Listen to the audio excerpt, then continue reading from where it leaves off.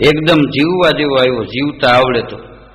ડોશિયું નદીએ ગયા ને પરસોત્તમ મહિનામાં બધા બાયું નાવા માટે. એમાં એક બાઈએ કીધું કે આજ વાર્તા કરવાનો કોનો વારો? બાયુમાં તો એ વારિયા હોય તો બધા મેં કીધું ને એમ નદીએ નાવા દે. આપણે સોમવાર રહ્યા હોય તો આપણે એકલા જ રખડતા હોય ઉભા વાહડા જેવા નદીને કાંઠે. આપણને એમ થાય કે આ નાળિયેરી હાલતી ચાલતી થઈ ગઈ શું અમુક એવા લાંબા. કારણ કે પુરુષ વાર રહીને કોઈ 8-10 કઈ ફોર્મ વાર રહ્યો ને 20 જણા ન્યારી ડેમે નાવા જાવ, પાપ ધોવાઈ જાય. પણ એ પુરુષમાં એકતા નહીં આવે કોઈ. દંભનું પ્રતીક છે પુરુષ. હા, પુરુષ જન્મજાત કલાકાર, એનામાં દંભ કાયમ માટે રહે છે. બાયુમાં દંભ નથી. ગાયડું દઈ રહી પણ આમ નિકાલ જ કરે.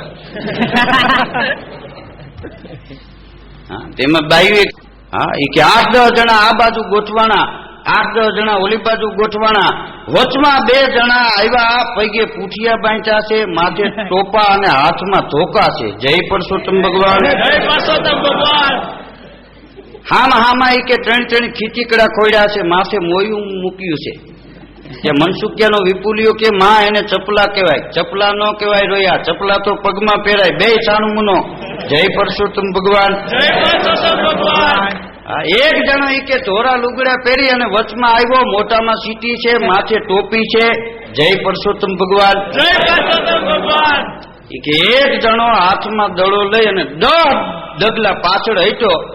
ભાદરવાનો ફૂટ્યો ઓગધારે એમ ઓગધારીને ગળગળથી ડોંટ મૂકીને દડાનો ઘા કર્યો છે. જય પરસોત્તમ ભગવાન, જય પરસોત્તમ ભગવાન.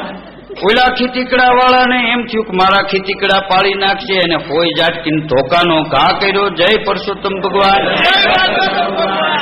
ધોકો દડાને ફોઈ ઝાટકીને લાગ્યો છે, દડો દળતો જાય છે. જેમ હાલાની વાહે 8-10 કૂતરા દોડે એમ 8-10 જુવાનિયા દોડ્યા જાય છે. જય પરસોત્તમ ભગવાન, દડો હાથમાં આવતો નથી ને દડો લીટો ટપી જાય છે.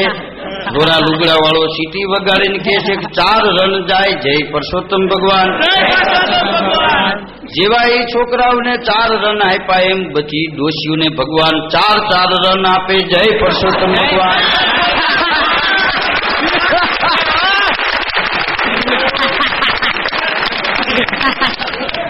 આ વાર્તા જે કોઈ વ્રત કરનારી બાયુ સાંભળશે, એનો ધણી જો મગજનો ખરાબ હોય છે તો એ ગરીબડીનો થઈને કાલ લુગડા ધોવા માંડશે.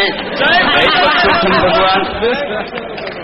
આ કથા વાર્તા સાંભળીને જે માણસ ગુજરી જાય એ વૈકુંઠ લોકમાં જાય અને પાછા ક્રિકેટર થાય. જય પરસોત્તમ ભગવાન.